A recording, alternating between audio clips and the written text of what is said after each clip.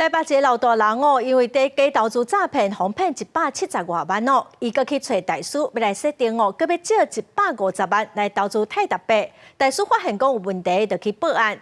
因为即马哦，金融机构拢会主动询问，诈骗集团就上康上胖，爱被害人去利用保单借钱，还是讲透过大师去贷款，设过银行来诈骗。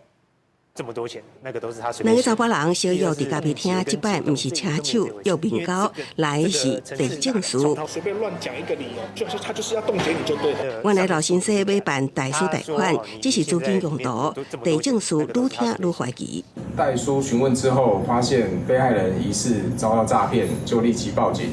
经警方与代书向其说明之后，被害人才恍然大悟自己遭到诈骗。警方发现，台北市这个中辈和诈骗集团骗，差一点有意图代书借150万，投资泰达币，受骗假投资。银行贷款的情况，可能第一个可能时间上要久一点，第二个可能手续上会比较繁杂。那我们就去帮他跑那个抵押设定的流程，把这个借款人的那个房屋啊或土地啊拿去地政事务所做抵押设定。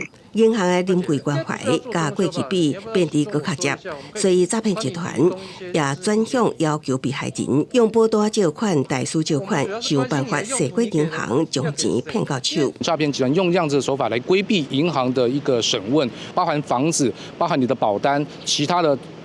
个人的信用贷款等等的，他无所不用其极的把你个人所能够剩余的残值给榨干。早起手大爸爸奖，为存款、储保单，任何有价值的物品，拢可能被骗走，民众一定要爱惜字。公司新闻采访报道。